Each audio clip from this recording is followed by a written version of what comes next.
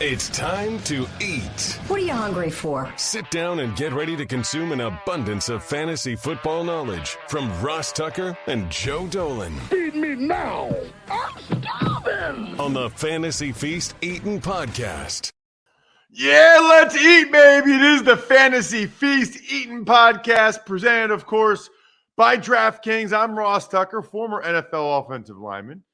5 teams, 7 years, classic journeyman, beyond fired up for today's guest, who we'll get to momentarily. We go way back. He is an absolute stud. I should mention, Joe is off today. I would say Joe's on assignment, but he's on like a sweet vacation. He's not on assignment. He's on like a sweet vacation. So I had to bring in my guy, Josh Norris, who you all probably already follow. If you don't, it's at Josh Norris. He's a stud. This is how way back Josh and I go. So, Josh, let me make sure I have this right. I'm going to try. Yeah, do it. By the way, it is the Fantasy Feast podcast. I'm Ross Tucker, at Ross Tucker NFL, the whole deal. I believe that Josh is from North Carolina. I want to say he worked 1 year for the Rams.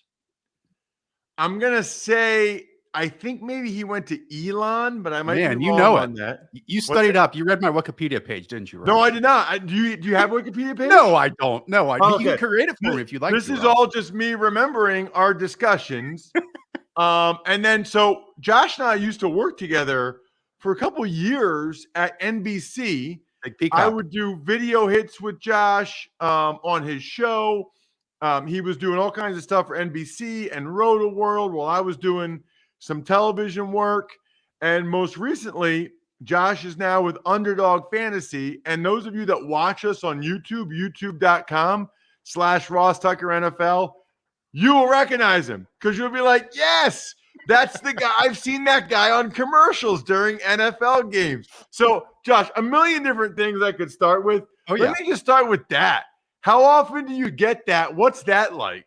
Never. I never get it. In fact, I now live with a roommate who's also my girlfriend. We moved in together last August. She works about 10 feet away from me through this wall that you cannot see. And she just does not care that I do football, that I have commercials, that I have a YouTube channel, podcasts, all that type of stuff. And it's funny to her that, like, sometimes every once in a while, like I was at a wedding in Los Angeles, walking down the street in Santa Monica, and someone's like, "Oh, you're Josh. Let's talk about football." She's like, "You don't even know how to react in those situations." They're like, "Can we like shake your hand? Can we take a picture?" And I'm just like, "Are you sure you want to do that, Ross?" It's really not a big deal. I'm sure you get it more often than I do with, people having your jersey across, 5 teams in 7 years and all that stuff. Definitely not. But I love it. See, I'm one of those people. You know what's really funny? I do too. What's that? I do too. I do too. Like I actually want to like spend time with them and get to know them and ask them about their lives whenever it does happen. Totally agree. I love it.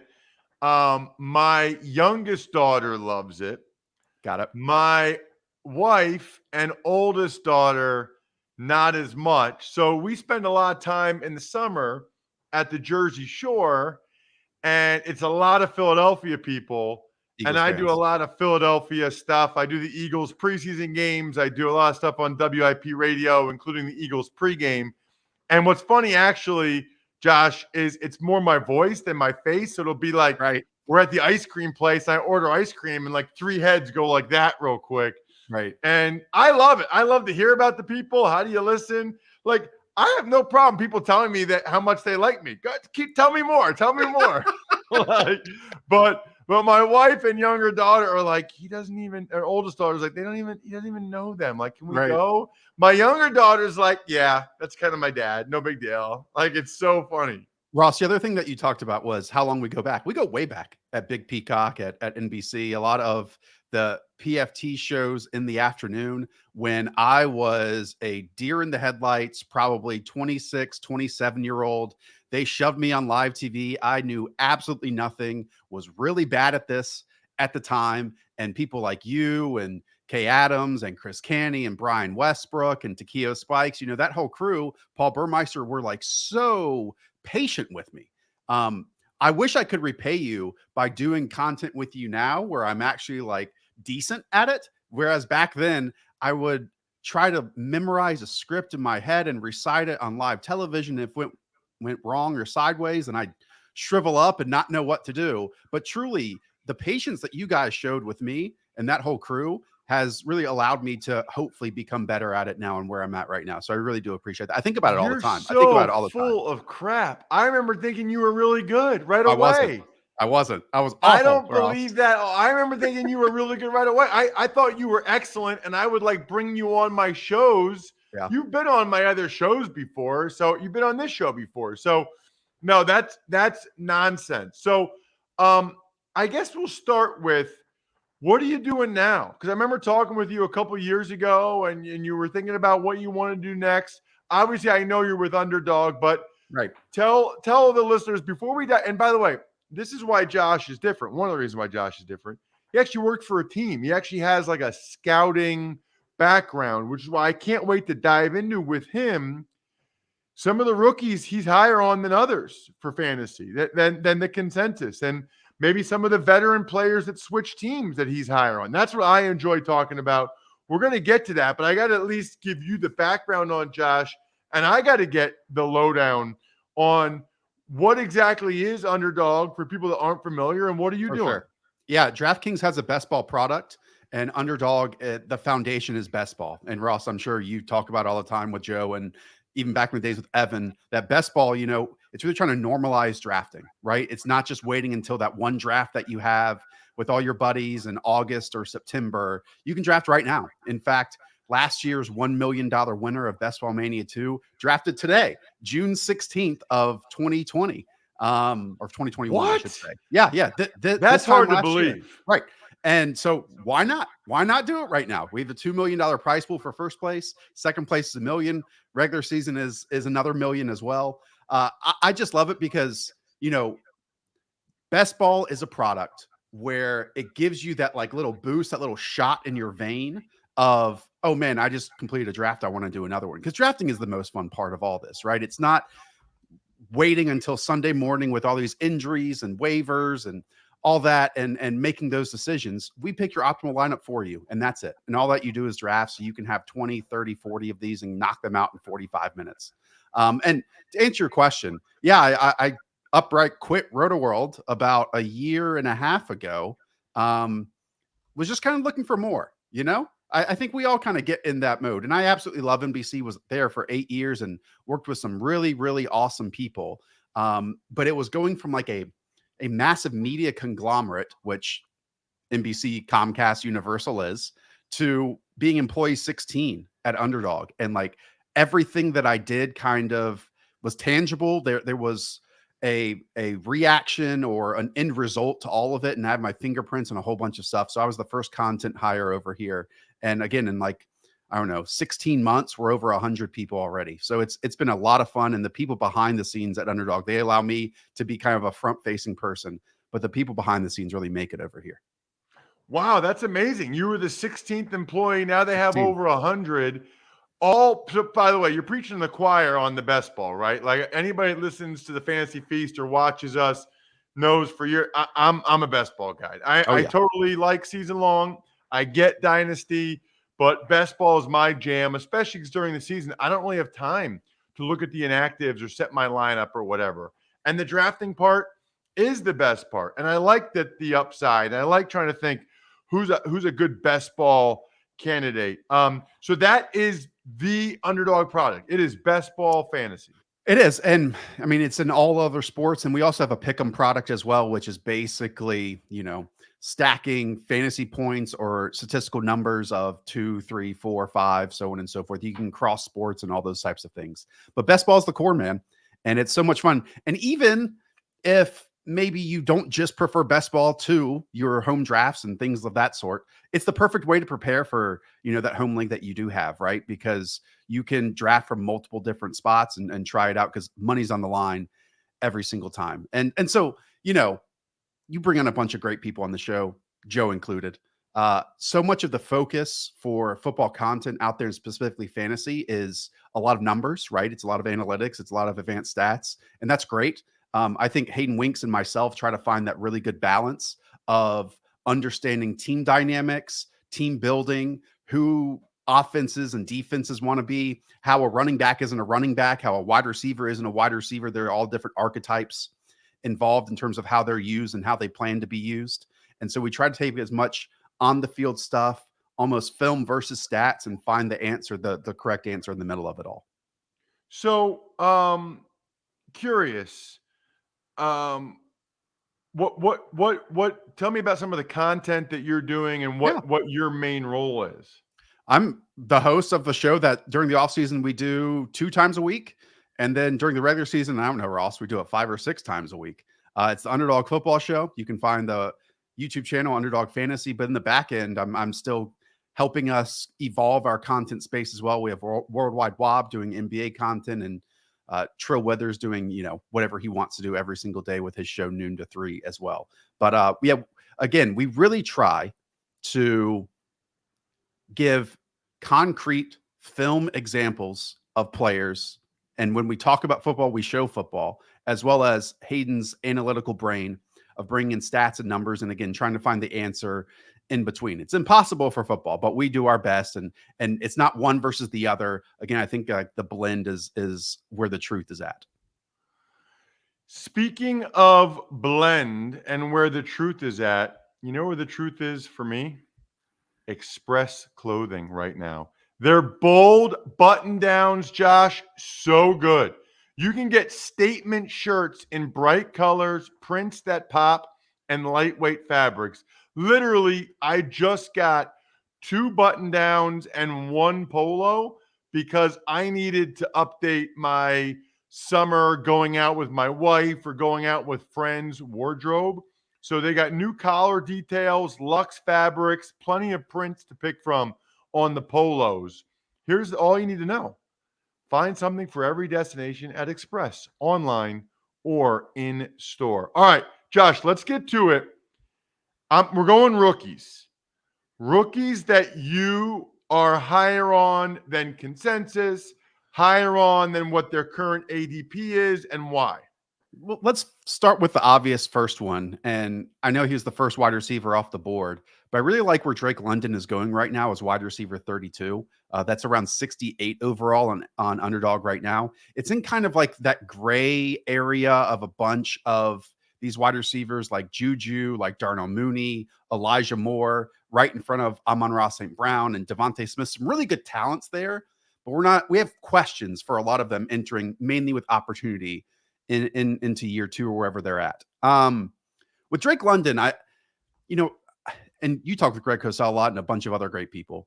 I think he was almost typecast as a contested catch jump ball wide receiver, and that was so far from the truth for me. I thought he was, 1, could operate in the slot really well, and 2, just the shiftiness he had. It reminded me a lot of Mike Evans coming out of Texas A&M, not Mike Evans in the NFL, because I would never want to compare anyone to how superstar caliber he is. But just what they have in Atlanta, like Kyle Pitts is really going to change the game in terms of tight ends and how often they're going to line up as like an X ISO receiver. He already spends 33% of his time out there, 33% of his time in the slot, and 33% of his time in line.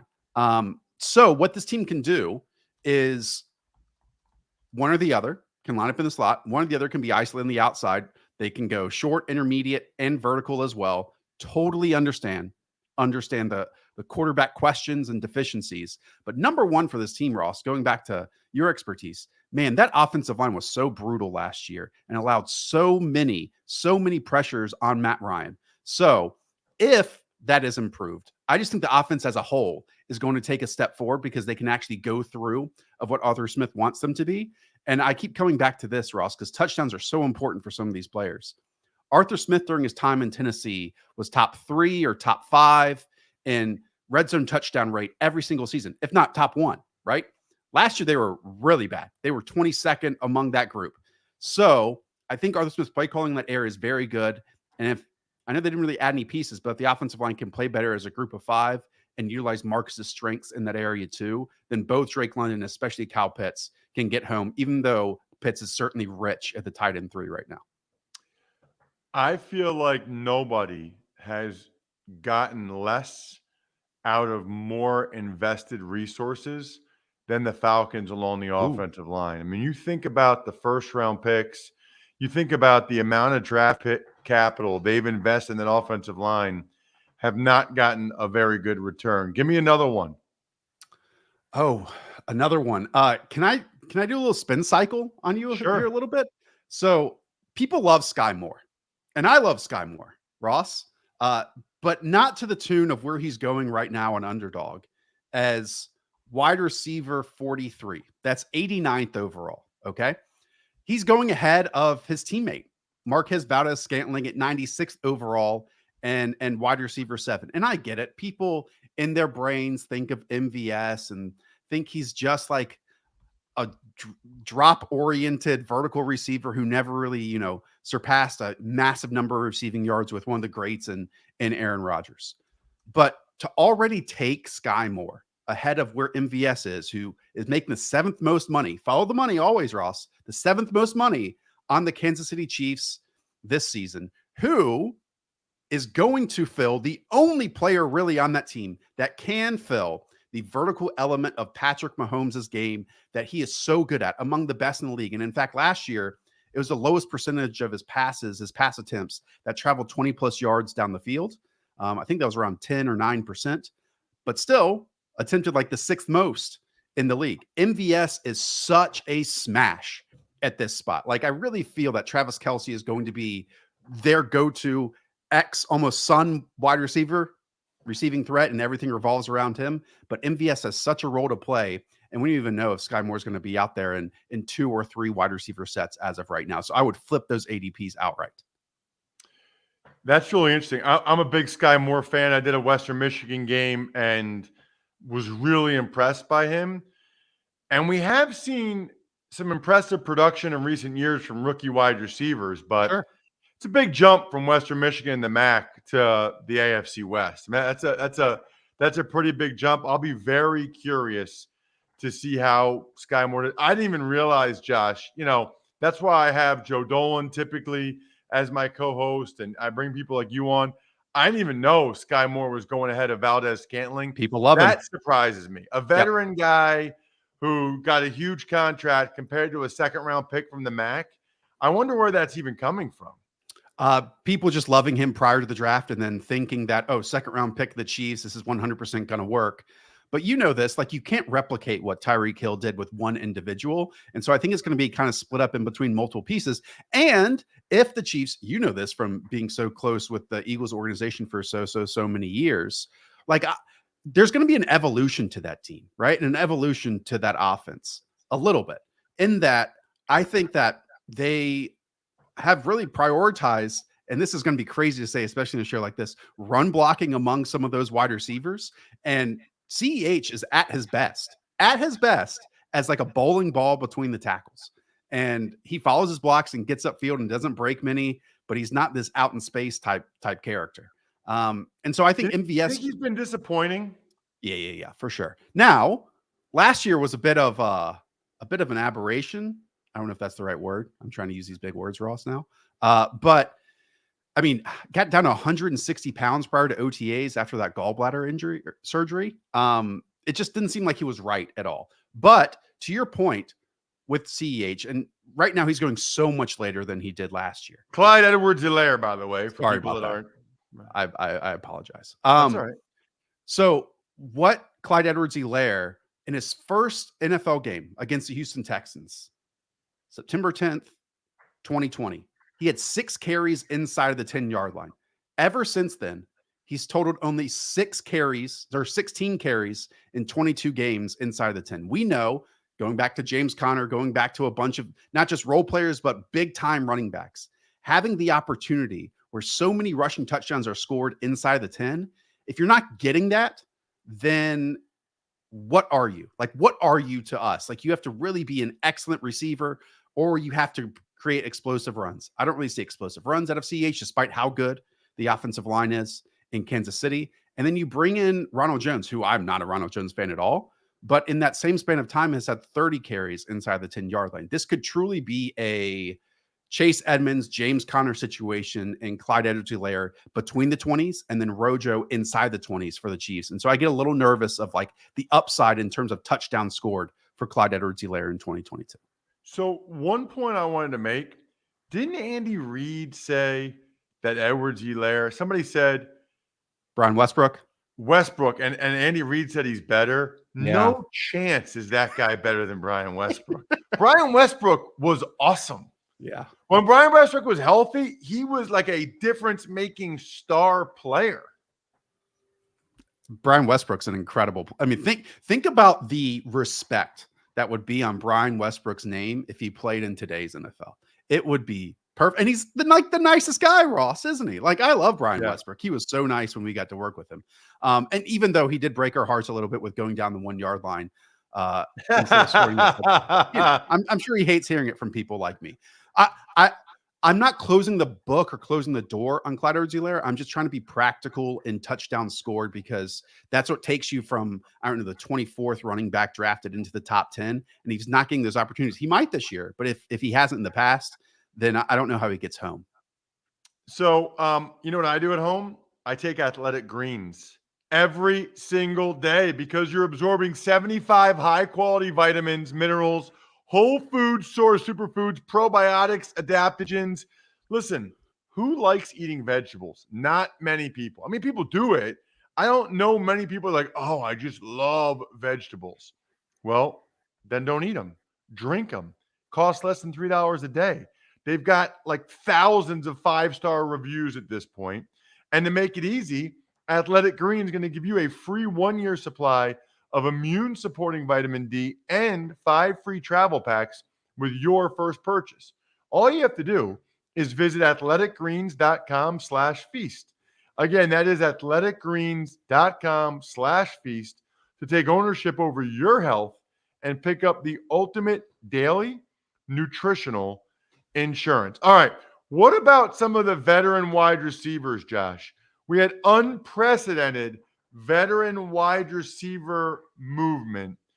Is there a guy that you think is taking a big hit, or a guy you think is taking a big step forward from a fantasy standpoint? I mean, I think this one's pretty obvious for the step forward. The second most player that I've drafted so far in all these underdog drafts is Russell Gage.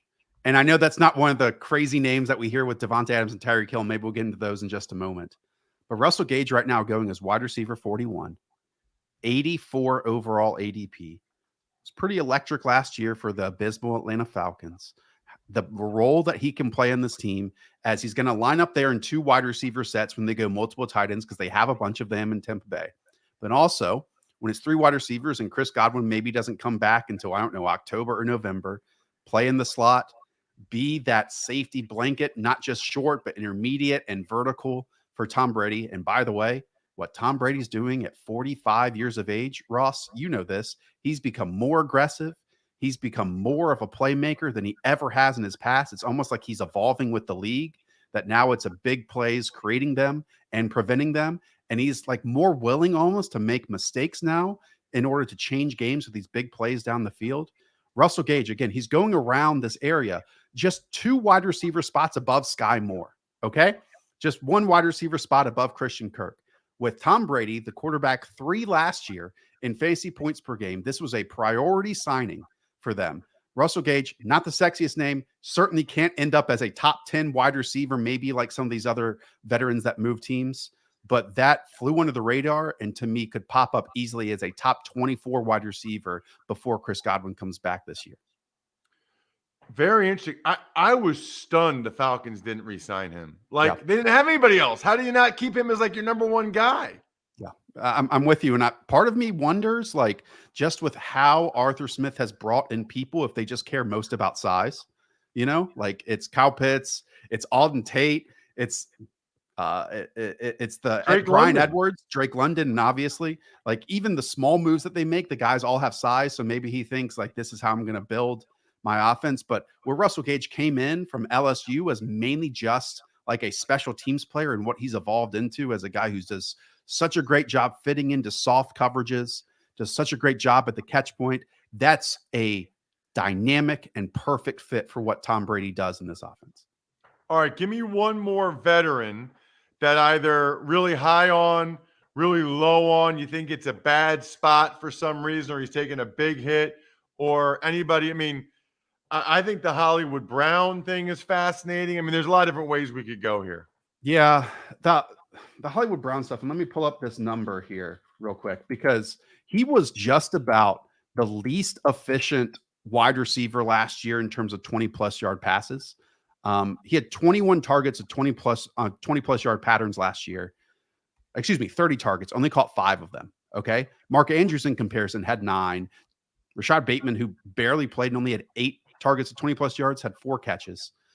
Now, a lot of those were inaccurate passes by Lamar Jackson and Tyler Huntley and Josh Johnson, whoever else was out there. But he also had 3 drops in that area too. I think it was either the Colts game or the Lions game. It was one of those that he was abysmal. But now he goes to Kyler Murray, and it's such a shift. And we have a quarterback show today if people want to check it out on Underdog Fantasy's channel. But what Kyler did in the first 7 games of last year is stunning. I mean, he was basically the MVP favorite. He was averaging quarterback 4 overall, 73% of his passes, 2,000 yards, 20 touchdowns, 5 total turnovers, and they were 7-0 to start the year, right? I think where Marquise Brown is going to slide in long-term on this thing is exactly where Christian Kirk played for the Cardinals in terms of a vertical slot element. But does he have to be more in those first 6 contests without DeAndre Hopkins? And the answer is yes, because Nuke is stuck to the left side as, your ISO ball wide receiver. When you're in trouble or when the coverage dictates it, you can throw it up to him and he's going to get open. Without that, this team struggled in the second half of last season. And there were a bunch of layers to that. Like Kyler's ankle was a mess. They had no outside wide receivers, Christian Kirk, and then trying to move in Zach Ertz, so on and so forth, right? But I'm a little nervous that, if Cliff doesn't take a next step as a play caller or utilizing these players to the best of their ability in the opening series of this season, if it just gets really frustrating. But what Marquise Brown can be at the very least is their go-to vertical player early on, and then just create explosive play after explosive play. And again, on best ball formats, if you get that 60-yard touchdown, if you get, multiple touchdowns compared to other games that might be only 30 or 60 yards, right? Then we don't care. We're only going to pick the optimal score for you. So for Marquise Brown and where he's going right now, I think it's a really good pick, even though he's not like the standard quote unquote number 1 wide receiver, like the people who's being drafted around. Josh Norris was a very good pick for Underdog Fantasy. Check him out at Josh Norris. Josh, I'd be happy to come on anytime. My O-line rankings are coming out soon. Love it. So if you need someone to come on, and I always look at O-line rankings as sort of a tiebreaker, if you will. But make sure you check out Josh on social media at Josh Norris. As you can tell, he's fantastic. This is all he does all day, every day. He's got the scouting background, really a bright young star in the industry, and the perfect guy to fill in for Joe this week. Josh, thank you so much for the time. Really appreciate it. Of course, Ross. Talk to you soon. Absolutely. Really appreciate all of you. I think Joe will be back next week. Other than that, I'm stuffed. We're done. Thanks for listening to the Fantasy Feast podcast. Make sure to also subscribe to the Ross Tucker Football Podcast, Even Money, Business of Sports, and the College Draft. All available at Apple Podcasts, rosstucker.com, or wherever podcasts can be found.